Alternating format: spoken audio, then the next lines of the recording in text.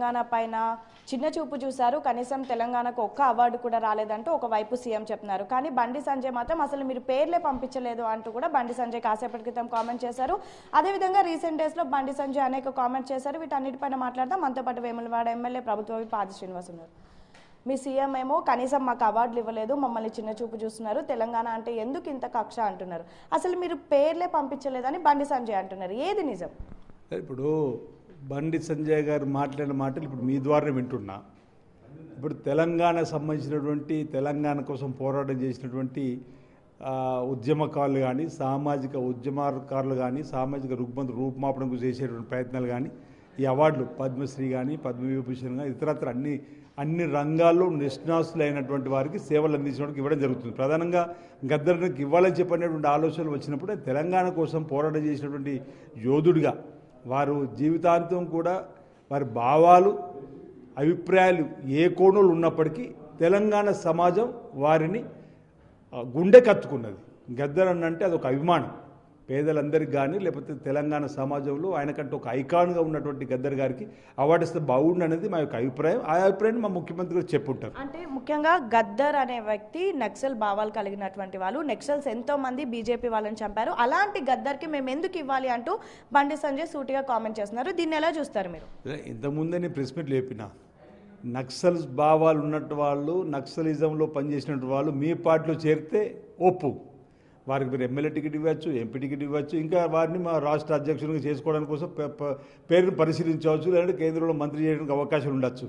కానీ ఇప్పుడు మీ తెలంగాణ కోసం పోరాటం చేసినటువంటి గద్దరని వచ్చే వరకు ఆనాడు బీఆర్ఎస్ ప్రభుత్వం అట్నే అవమానపరిచింది వారికి కనీసం అపాయింట్మెంట్ ఇవ్వకుండా ప్రగతి భవన్ గేటు ముందు ఎర్ర టెండర్లో కూర్చుని పెట్టి ఈరోజు బీజేపీ అవమానిస్తుంది గద్దరన్నాను. ఇదంతా ప్రజలు గమనిస్తారు.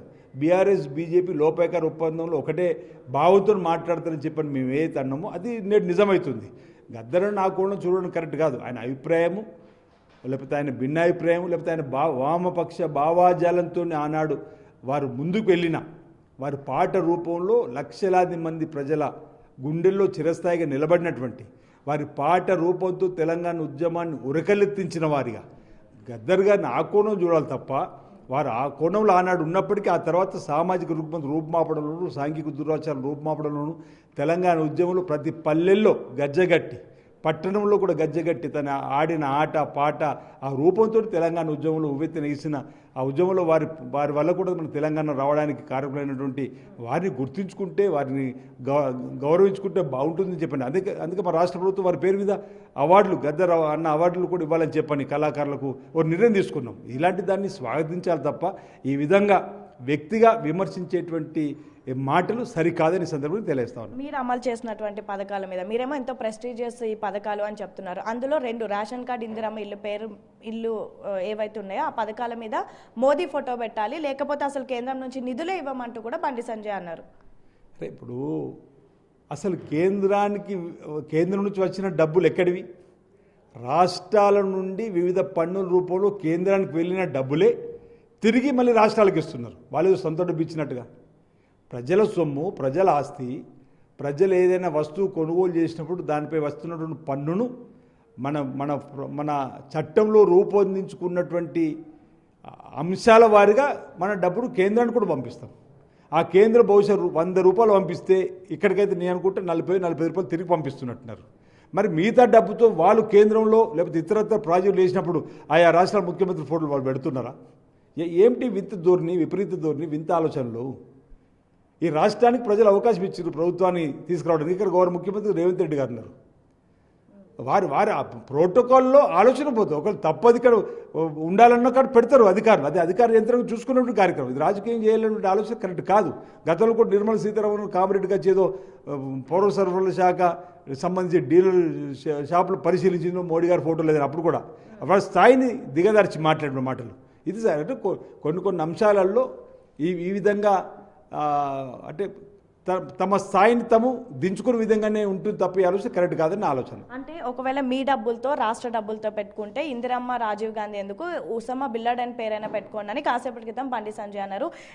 ఓవరాల్గా అసలు బండి సంజయ్ కామెంట్స్ రీసెంట్గా ఎలా చూస్తారు వీటిని మీరు? ఇప్పుడు అంత పెద్ద మాటలు ఉసమా బిన్ లాడన్ లాంటిది ఎవరు కూడా ఒప్పుకున్నటువంటి, అంటే ప్రజాస్వామ్యంలో ఉగ్రవాద చర్యను ప్రతి ఒక్కరు కూడా ఖండిస్తాం. ఆ విధంగా మీరు మాట్లాడిన మాత్రాన దాన్ని మీరు స్వీకరించడం దాన్ని కూడా తప్పుపడుతూ ఉన్నాం. ఈరోజు కేంద్రంలో భారతీయ జనతా పార్టీ నాయకుల పేరిట అనేక పథకాలు ప్రారంభం చేసింది. అవి మీ సొంత డబ్బా? ప్రజల ద్వారా ఇచ్చిన పన్నుల రూపంలో దేశానికి సేవలు అందించి ఉక్కు మహిళగా పేరుగాంచి ఇందిరమ్మ ఇండియానే, ఇందిరమ్మ అంటే ఇండియా, ఇండియా అంటే ఇందిరమ్మ అనేటువంటి ఇండియా, ఇందిర ఇండియా అంటే ప్రపంచంలో ఉక్కు మహిళగా ఆ స్థాయిలో ఉన్నటువంటి వారి పేరు పెడితే ఎందుకు మీకు ఇంత భయమో అని అడుగుతున్నా. మీరు మాత్రం మీ నాయకుల పేరు పెట్టుకోవచ్చు, వాళ్ళ గురించి మేము మాట్లాడుతూ మా దేశం సేవలు చేసినప్పుడు వాళ్ళ పేరు పెట్టుకున్నారు. మీకంటే ముందు కదా దేశం కోసం స్వాతంత్రం కోసం పోరాటం చేసిన కుటుంబం నుంచి, త్యాగాల కుటుంబం నుంచి వచ్చి ఈరోజు మొత్తం వాళ్ళ ఆస్తిని అంతా దేశం కోసం స్వాతంత్ర్యంలో ఇచ్చేసినటువంటి ఇప్పుడు ఇందిరాగాంధీ గారు తీవ్రాల గుళ్ళకు బలైనరు, రాజీవ్ గాంధీ గారు తీవ్రాల గుళ్ళకు బలైనరు. దేశం కోసం ప్రాణాలు త్యాగం చేసినటువంటి కుటుంబం ఏమనంటే మాట్లాడితే మీరు కుటుంబం అటు అంటారు. ఈరోజు మాకు అవకాశం వచ్చిన 2014లో శ్రీమతి సోనియా గాంధీ గారు ప్రధానమంత్రి కాగలిగేవారు. 2004, 2009 10 సంవత్సరాలు 2 మార్లు కూడా ఆ రోజు మన్మోహన్ సింగ్ గారికి అవకాశం ఇచ్చి, అంతకంటే ముందు 91 పివి నరసింహారావుకి అవకాశం ఇచ్చి, ఇప్పుడు ఈరోజు ఈ ప్రభుత్వం కాంగ్రెస్ ప్రభుత్వం ఉన్నప్పుడు పేదలకు ఉపయోగపడేటువంటి కార్యక్రమం తీసుకుని వచ్చినాం. 10 ఏళ్ళు మోడీ గారు ప్రధానమంత్రి ఉన్న మరో 5 ఏళ్ళ కోసం మేము ఎన్నుకున్నాం. ఎక్కడన్నా పేదవాడికి ఉపయోగ పథకం ఒకటన్నా వచ్చిందా? ఆనాడు గరీబీ అట్టవాడు నిర్ణయం తీసుకుని వచ్చి, కూడు గూడు గుడ్డ నిర్ణయం తీసుకుని వచ్చి, బ్యాంకులను జాతీకరణ చేసి పేదలకు ఉపయోగపడే ప్రతి పథకం ఈరోజు జాతీయ ఉపాధి హామీ పథకం కూడా కాంగ్రెస్ పార్టీ హయాంలో వచ్చింది. ఈరోజు రైట్ టు ఇన్ఫర్మేషన్ యాక్ట్ కూడా కాంగ్రెస్ పార్టీ హయాంలో వచ్చింది. పేదలకు ఇల్లు నిర్మాణం చేసినాం, పేదలకు పొడు భూములు పంపిణీ చేసినాం, పేదలకు బంచరాయి భూములు కానీ పేదలకు ఇచ్చేటువంటి కార్యక్రమం చేసినాం. ఈరోజు అనేక ప్రైవేట్లో ఉన్నటువంటి సంస్థలు ప్రభుత్వం ఆధీనంలో తీసుకొస్తాయి, ఎయిర్ ఇండియా కానీ ఇతరత్ర. వీళ్ళు వచ్చిన తర్వాత అన్ని ప్రైవేట్ పనులు చేస్తున్నారు. వీళ్ళ చెప్పేది మాకు ఈ దేశంలో ఏదైనా పేద వారికి పథకం అందుతుంటే అది కాంగ్రెస్ ప్రభుత్వాలనే. ఒక్క మాట, బీఆర్ఎస్ కానివ్వండి, బీజేపీ కానివ్వండి, మీరు అమలు చేసినటువంటి 4 పథకాలపైన అనేక అసంతృప్తి వస్తుంది, నెగిటివిటీ వస్తుంది అంటున్నారు. నిజంగా గ్రౌండ్ లెవెల్లో మీ పైన నెగిటివిటీ వస్తుందా? ఎలా చూస్తున్నారు పబ్లిక్ దీన్ని? ఎలా ఉంది రెస్పాన్స్? బీఆర్ఎస్లో ఈ 4కి అసంతృప్తి ఉంది. 10 ఏళ్లలో ప్రజలు కళ్ళు కాయలు కాచేలు ఎదురు చూసిన ఒక రేషన్ కార్డు ఇవ్వని మీరు, పల్లెల్లో 10 ఏళ్ళ నుంచి కళ్ళు కాయలు కాచేలు ఎదురు చూస్తున్నటువంటి పేదలకు ఒకే ఇందిరమ్మ, ఒక డబుల్ బెడ్రూమ్ ఇల్లు ఇవ్వని మీరు ఈరోజు మా గురించి మాట్లాడుతున్నారు. దేశంలో ఎక్కలేని విధంగా అసలు రైతు కూలీల గురించి కళ్ళలో కూడా మీరు ఊహించుకొని ఉండరు.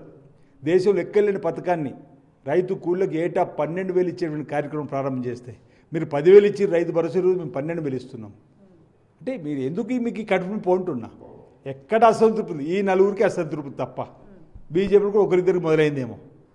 మొన్న కిషన్ రెడ్డి గారు ఏదో మాట్లాడుతున్నారు, వాళ్ళు మీరు బండి సంజయ్ గారు మాట్లాడుతున్నట్టు ఇంతే. అందులో 4 ఇంట్లో 4 ఉంటుంటారు. కానీ పేద ప్రజలకు ఉపయోగపడేటువంటి కార్యక్రమం ఆనంద బాష్పాలు రాలుస్తున్న 600 సభల్లో వాళ్ళ పేరు చెప్పగానే కళ్ళల్లో నీరు ఉబికి వచ్చి ఎన్నేళ్ల కళ నెరవేరుతుంది, నాకు రేషన్ కార్డు వస్తుంది, 10 ఏళ్ల కళ నెరబోతుంది, నా పేదవాడికి ఇల్లు వస్తుంది చెప్పని వాళ్ళు సంబరమాచారాలతో ప్రభుత్వానికి దీవెనలు ఇస్తే వీళ్ళు మాత్రం ఈ విధంగా శాపాలు పెట్టే విధంగా మాట్లాడిన మాటలు ప్రజలందరూ గమనిస్తారు. రాబో రోజు ప్రజలు వీరికి సరైన బుద్ధి చెప్తారని చెప్పి భావిస్తున్నాను. చివరిగా డైలీ సీరియల్గా ఎన్నో రోజుల నుంచి కొనసాగుతున్నటువంటి పటాన్చేరు పంచాయతీకి ఆది శ్రీనివాస్ గారు ఒక ఫుల్ స్టాప్ పెట్టనున్నారా?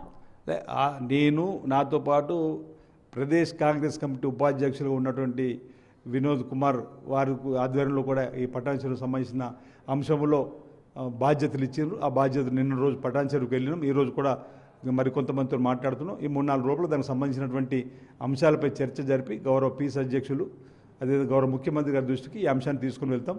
సాఫీగానే సాగుతుందని చెప్పి భావిస్తున్నాం. సో ఇది పరిస్థితి. మొత్తానికైతే కేవలం 4 వ్యక్తులు మాత్రమే బీఆర్ఎస్లో ప్రస్తుతం అసంతృప్తితో ఉన్నారు. అదేవిధంగా ఈ మధ్యకాలంలో బీజేపీలో కూడా 2-3 అసంతృప్తితో ఉన్నారు. కానీ ప్రజల్లో మాత్రం చాలా సంతృప్తిగా ఉన్నారు. నిన్న దాదాపు 600 సభల్లో ఒక్కొక్కరు పేరు అనౌన్స్ చేసినప్పుడు ఆనంద బాష్పాలు రాల్చారు. అదేవిధంగా పటాన్చేరు ఇన్సిడెంట్కి ఒక ఫుల్ స్టాప్ అనేది త్వరలోనే పడబోతుంది. మరొక వైపు అవార్డ్స్ విషయంలో బండి సంజయ్ చేసినటువంటి కామెంట్ చాలా హాస్యాస్పదంగా ఉన్నాయి. ఈ విధంగా మాట్లాడడం ఎంతవరకు కరెక్ట్, తనల్ని తానే ప్రశ్నించుకోవాలంటూ కూడా ప్రభుత్వ విప్ ఆది శ్రీనివాస్ చెప్తున్నటువంటి పరిస్థితి. వీడియో జర్నలిస్ట్ శంకర్తో హేమ, బిగ్ టీవీ CLP.